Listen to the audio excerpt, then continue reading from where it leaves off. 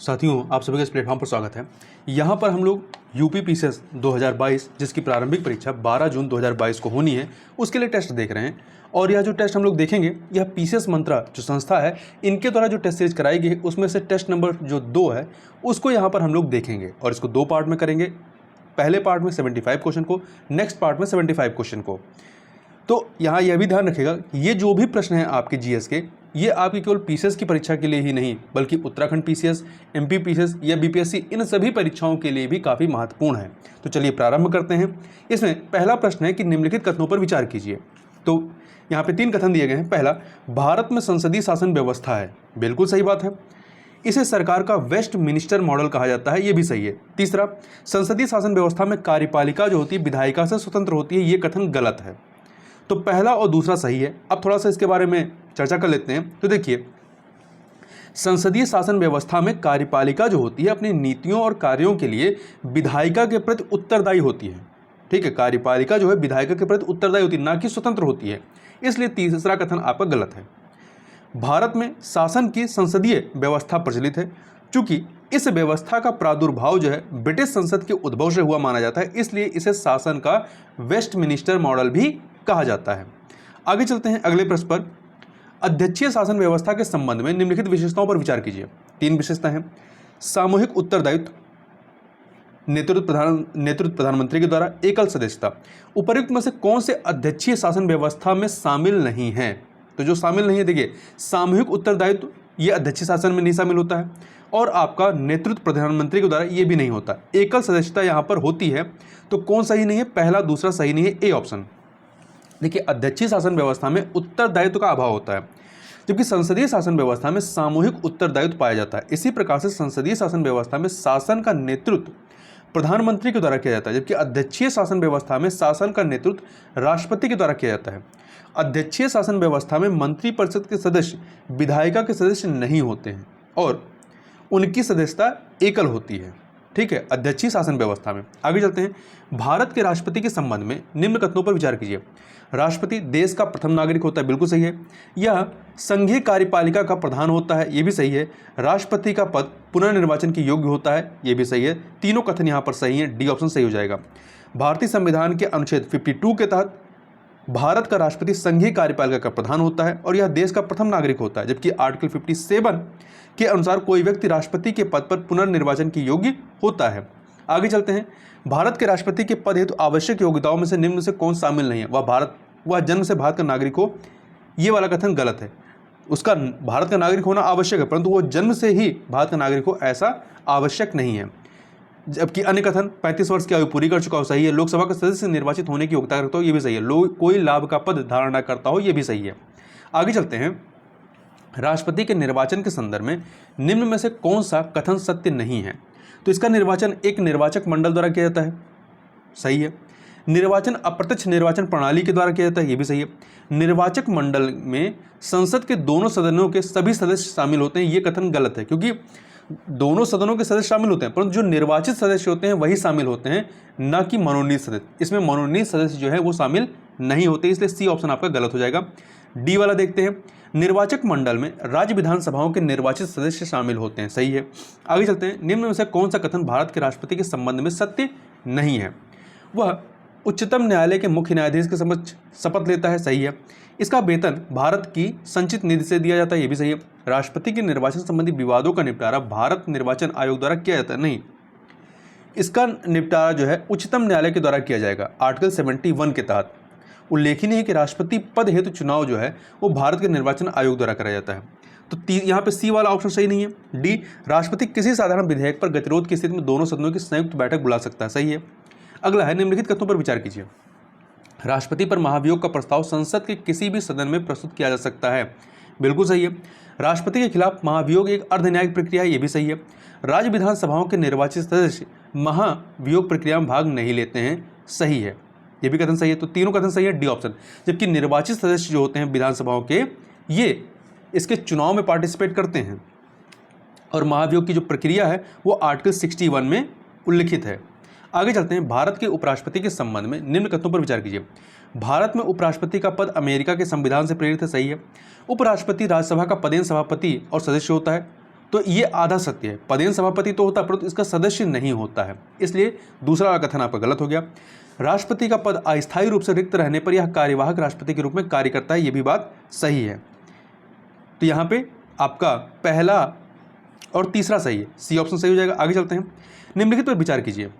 प्रधानमंत्री, कैबिनेट मंत्री, राज्य मंत्री, उप मंत्री, उपर्युक्त में से कौन कौन से केंद्रीय मंत्रिपरिषद में शामिल होते हैं? तीन, ये सभी के चारों डी ऑप्शन यहाँ पर आपका सही हो जाएगा। आगे चलते हैं, क्वेश्चन नंबर 10, निम्न कथनों पर विचार कीजिए। केंद्रीय मंत्रिपरिषद सामूहिक रूप से लोकसभा के प्रति उत्तरदायी होती है, सही बात है। दूसरा, मंत्रिपरिषद के सदस्य जो है व्यक्तिगत रूप से राष्ट्रपति के प्रति उत्तरदायी होते हैं, ये भी सही है। दोनों कथन यहाँ पर सही है, सी ऑप्शन आपका सही हो जाएगा।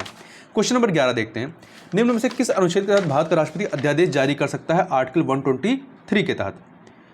भारत के निम्नलिखित उपराष्ट्रपतियों पर विचार कीजिए।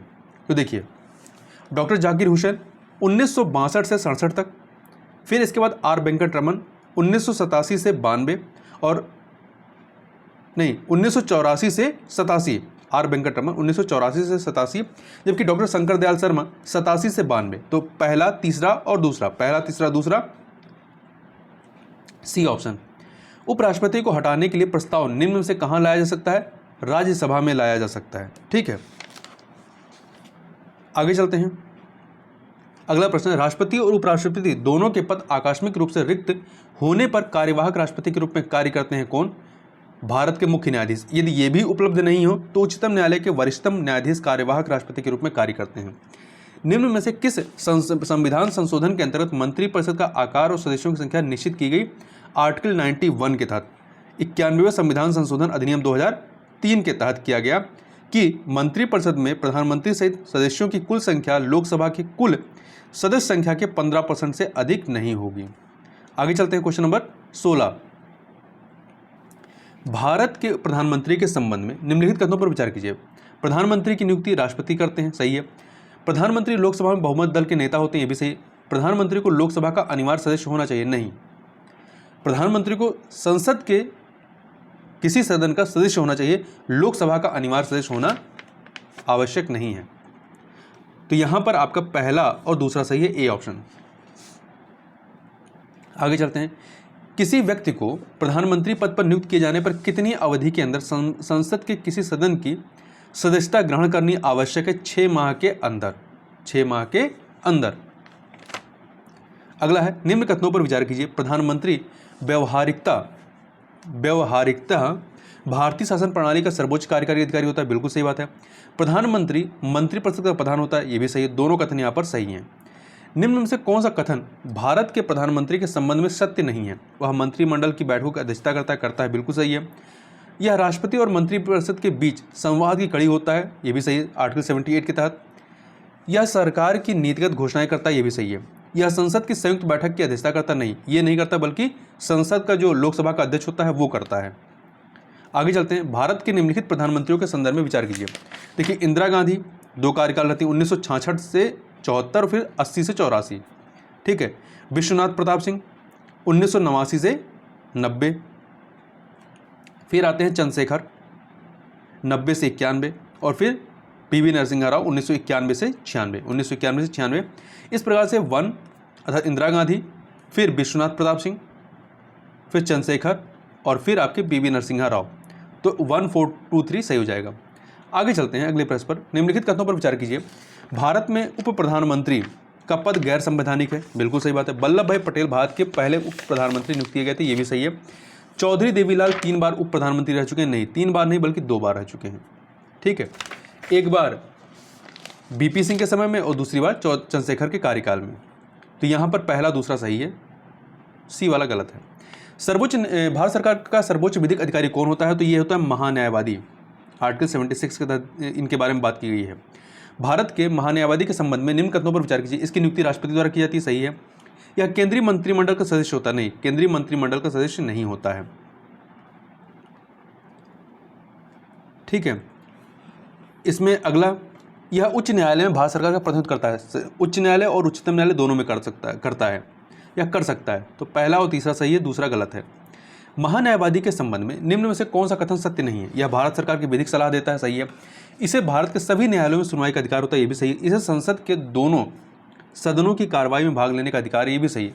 यह निजी प्रैक्टिस नहीं कर सकता, ये गलत है, क्योंकि महान्यायवादी सरकार का पूर्णकालिक वकील नहीं होता और ना ही सरकारी कर्मी की श्रेणी में आता है, इसलिए इसे निजी प्रैक्टिस से नहीं रोका जाता है।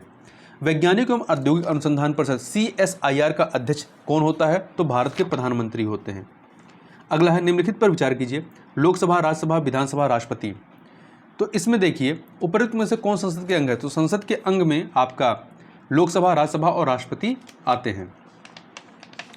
आर्टिकल 79 में उल्लेख किया गया है कि संघ के लिए एक संसद होगी जो राष्ट्रपति और दोनों सदनों से मिलकर बनेगी। तो यहाँ पर आपका सी ऑप्शन 1, 2, 4 सही हो जाएगा। आगे चलते हैं, लोकसभा के संबंध में निम्न कथनों पर विचार कीजिए। इसे संसद का उच्च सदन कहा जाता है? नहीं, निम्न सदन कहा जाता है। ठीक, पहला गलत हो गया।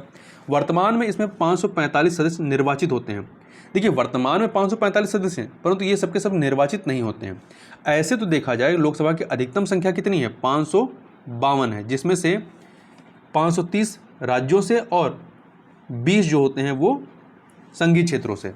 परंतु वर्तमान में कितने हैं? 545, जिसमें से 543 जो हैं वो क्या है? निर्वाचित है।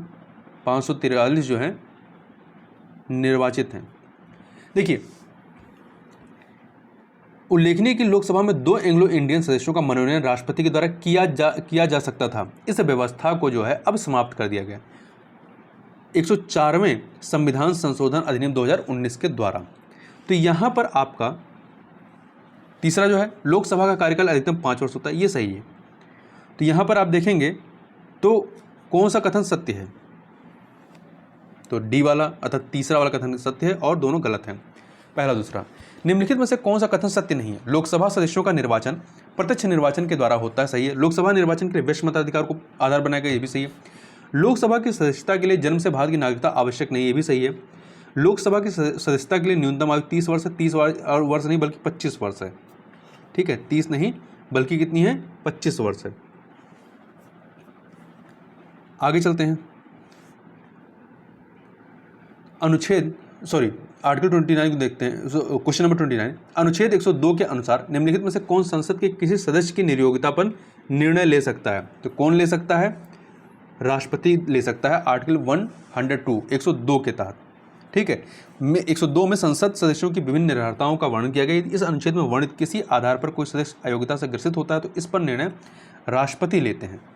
यद्यपि इस तरह का कोई विनिश्चय करने से पहले राष्ट्रपति निर्वाचन आयोग से सुझाव लेते हैं। अगला है, निम्न में से किस संविधान संशोधन के द्वारा मताधिकार की आयु को कम किया गया? 61वें संविधान संशोधन अधिनियम 1989 के द्वारा। पहले 21 वर्ष थी, इसे घटा करके 18 वर्ष कर दिया गया। आगे चलते हैं, निम्न में से कौन सा कथन लोकसभा अध्यक्ष के कार्यों से संबंधित नहीं है? तो लोकसभा अध्यक्ष दोनों सदनों की संयुक्त बैठक की अध्यक्षता करता, सही है। कोई विधेयक धन विधेयक है या नहीं, इसका निर्णय करता है। मंत्रिपरिषद और राष्ट्रपति के बीच संवाद की कड़ी के रूप में कार्य करता, नहीं, ये प्रधानमंत्री कार्य करता है। तो सी वाला सही नहीं है।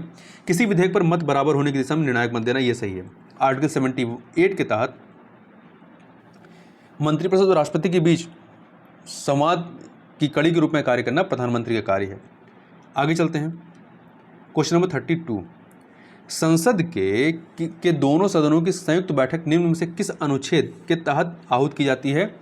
आर्टिकल 108 के तहत।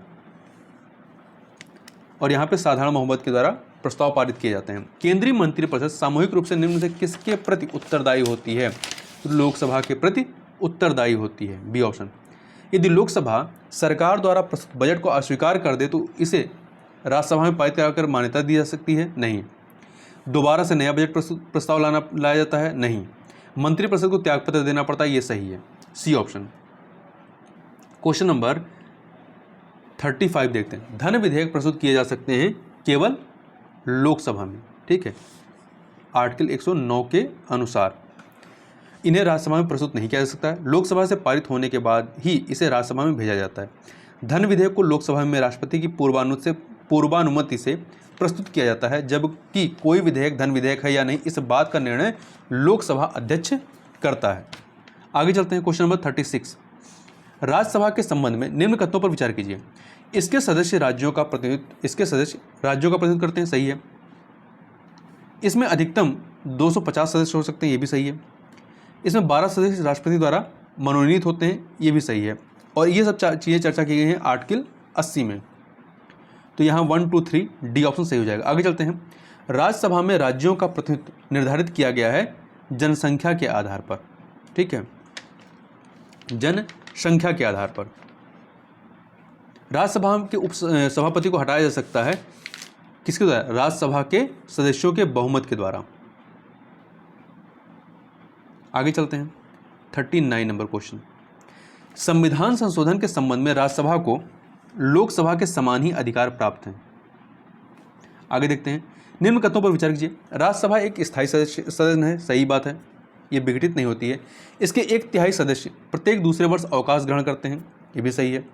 इसके सभापति के चुनाव में लोकसभा के सदस्य भी भाग लेते हैं, नहीं।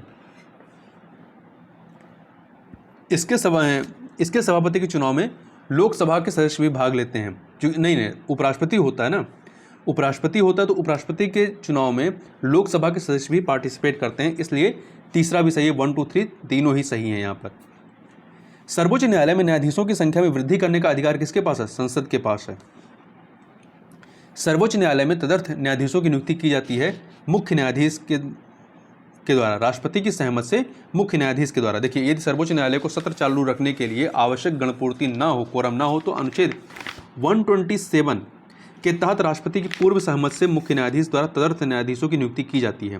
Question number 43।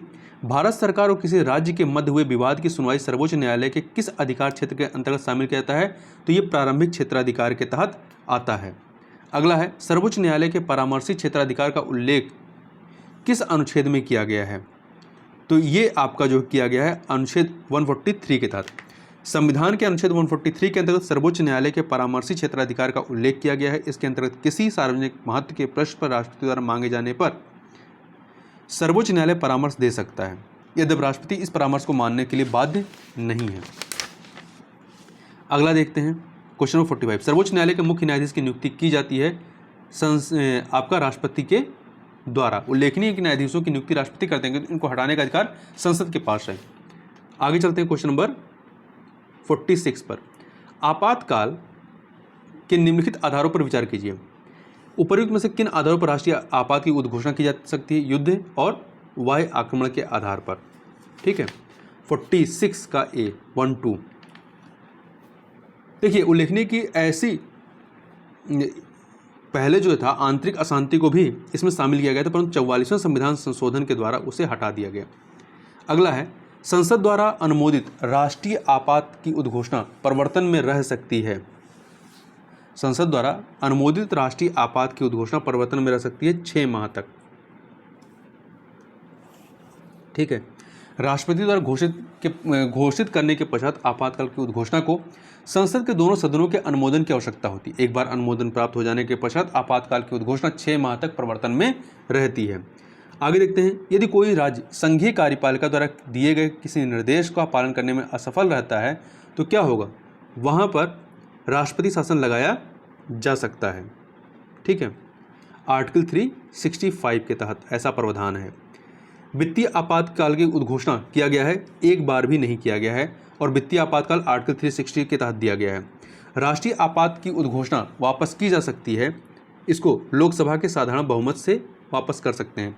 राष्ट्रीय आपात की उद्घोषणा को राष्ट्रपति कभी भी एक पक्षवर्ती उद्घोषणा से वापस ले सकते हैं। इस प्रकार की उद्घोषणा को संसदीय अनुमोदन की आवश्यकता नहीं होती है। यदि लोकसभा साधारण बहुमत से उद्घोषणा को वापस करने का संकल्प पारित कर देती है तो राष्ट्रपति उद्घोषणा को वापस करने के लिए बाध्य होते हैं। Question number 51। निम्नलिखित में से किस एक में राज्य सरकार का स्थानीय इकाइयों या लोकल बॉडीज पर नियंत्रण नहीं होता है नागरिकों की शिकायतों के मामले में? निम्न विधेयकों में से किस एक का भारतीय संसद के दोनों सदनों द्वारा अलग अलग विशेष बहुमत से पारित होना आवश्यक है? तो जो संविधान संशोधन विधेयक होता है उसका। ठीक है, संविधान देखिए आर्टिकल 368 में क्या कहा गया कि संविधान का संशोधन करने की संसद की शक्ति और उसके लिए प्रक्रिया के बारे में बात की गई है। आगे चलते हैं। Question number 53। भारतीय सर्वेक्षण निम्न से किसके अधीनस्थ है? विज्ञान और प्रौद्योगिकी विभाग के तहत है। और विज्ञान इसके तहत ही आपका the national survey of and the survey and mapping organisation ये भी इसी के अंतर्गत आता है, तथा विज्ञान एवं तकनीकी विभाग की स्थापना वर्ष 1767 में की गई थी। 1767। भारत के उपराष्ट्रपति को पदच्युत रिमूव करने का संकल्प निम्नलिखित में से कहाँ प्रस्तावित किया जा सकता है? केवल राज्यसभा में। कहाँ पे? केवल राज्यसभा में, आर्टिकल 67 के तहत। निम्नलिखित में से किसने भारत के उपराष्ट्रपति का पद संभाला? मोहम्मद हिदायतुल्लाह और शंकर दयाल शर्मा ने। मोहम्मद हिदायतुल्लाह ने 1979 से 84 और शंकर दयाल शर्मा ने 1987 से लेकर के 92 तक। तो पहला और चौथा सही है, बाकी दो गलत हैं। बी ऑप्शन सही हो जाएगा। क्वेश्चन नंबर 56, राज्यसभा को लोकसभा के समान शक्तियां किस क्षेत्र में हैं? तो संविधान में संशोधन करने के विषय में है।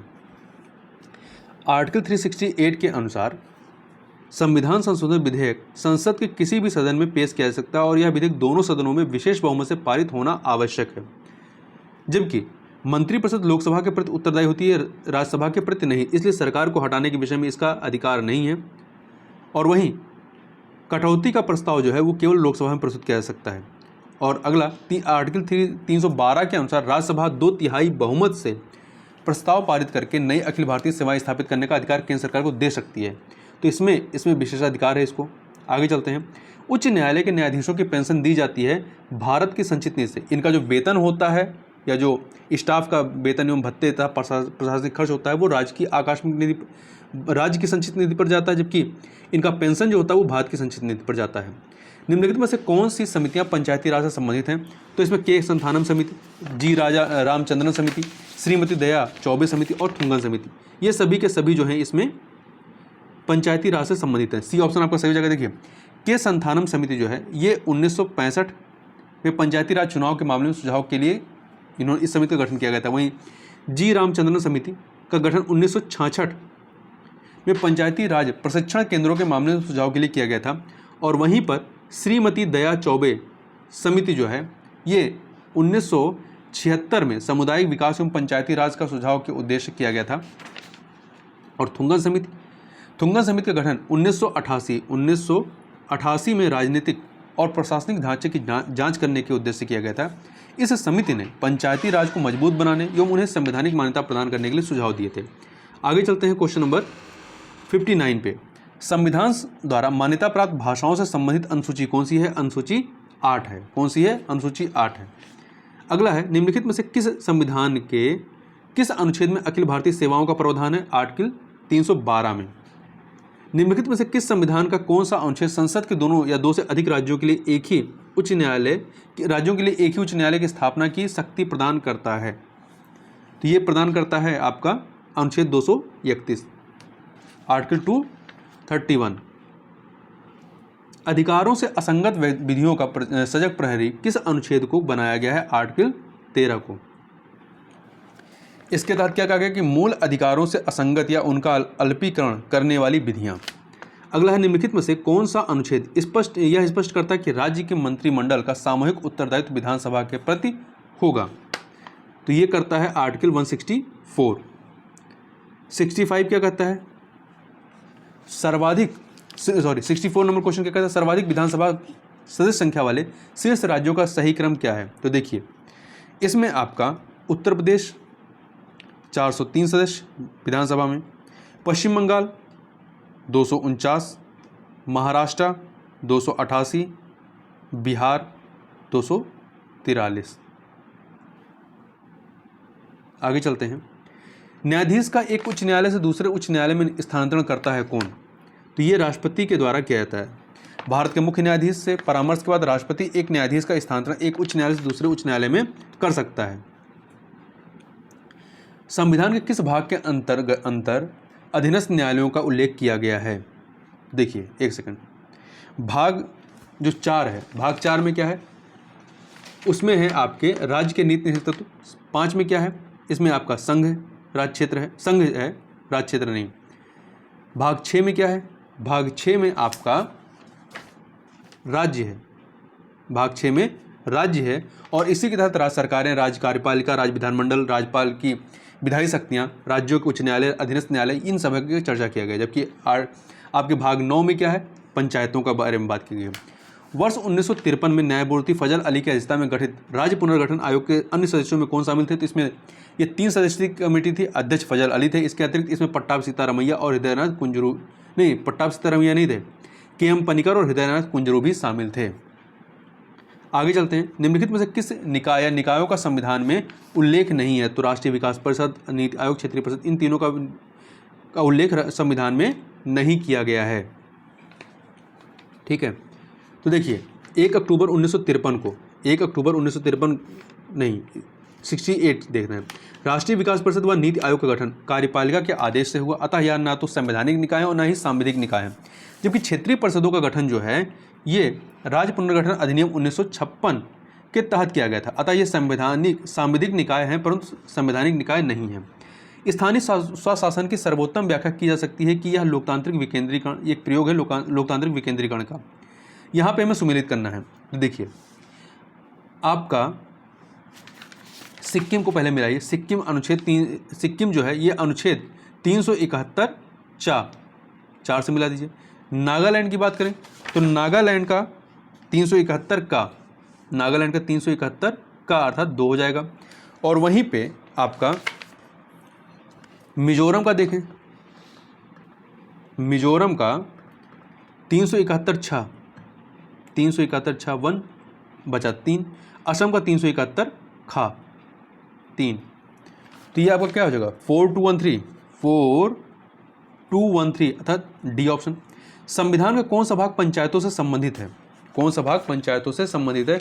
तो भाग 9 पंचायतों से संबंधित है। जबकि भाग 8 जो है ये भाग 8 संघ राज्य क्षेत्र से संबंधित है और भाग 9 पंचायतों से, और भाग 10 जो है ये अनुसूचित और जनजातियों के क्षेत्रों से संबंधित है। जबकि आगे चलते हैं, यहाँ पर तो आपका सी ऑप्शन सही हो जाएगा। अगला है भारतीय संविधान के किस भाग में संविधान संशोधन का उल्लेख मिलता है? भाग 20 में। इसमें अनुच्छेद 368 के तहत अंतर्गत संविधान संशोधन का उल्लेख किया गया। संविधान का संशोधन इस भाग 20 का शीर्षक है। भारत को उपराष्ट्रपति का निर्वाचन एक निर्वाचक गण द्वारा किया जाता है जिसके सदस्य होते हैं संसद के दोनों सदनों के सभी सदस्य होते हैं इसमें। ठीक है, आर्टिकल 66 के अनुसार भारत के उपराष्ट्रपति का निर्वाचन संसद के दोनों सदनों से मिलकर गठित होने वाले निर्वाचक मंडल द्वारा किया जाता है। उपराष्ट्रपति का निर्वाचन अनुपातिक प्रतिनिधित्व पद्धति के अनुसार एकल संक्रमणीय मत प्रणाली एवं गुप्त मतदान द्वारा होता है। उपराष्ट्रपति के निर्वाचन में संसद के दोनों सदनों के निर्वाचित एवं मनोनीत सदस्य भाग लेते हैं, किंतु राज्य विधानसभाओं एवं विधान परिषद के सदस्य भाग नहीं लेते हैं। जबकि राष्ट्रपति के चुनाव में जो मनोनीत सदस्य होते हैं वो पार्टिसिपेट नहीं करते हैं। आगे चलते हैं, निम्न में से कौन सही सुमेलित नहीं है? तो देखिए आर्टिकल 153 में राज्य का कार्यकाल है, राज्यपाल का कार्यकाल है। अनुच्छेद 156 में राज्यपाल की पदावधि है। अनुच्छेद 154 में राज्यपाल का कार्यकारी पदाधिकारी है। और 155 में राज्यपाल की नियुक्ति है, ना कि राज्यपाल को हटाना। ठीक है, तो यहाँ पे डी ऑप्शन सही नहीं है। आगे चलते हैं, राज्य और उसके गठन के संबंध में कौन सा सुमेलित है? सिक्किम का गठन 1971 में नहीं बल्कि 1975 में होता है। इसी प्रकार से नागालैंड का गठन 1963 में होता है। गुजरात का 1960 सही है। हिमाचल प्रदेश का 1971 में होता है। ठीक है, इस प्रकार से यहाँ पर हम लोगों ने 75 क्वेश्चन कंप्लीट किया। तो इस वीडियो में बस इतना ही। मिलते हैं नेक्स्ट वीडियो में, तब तक के लिए बहुत बहुत धन्यवाद।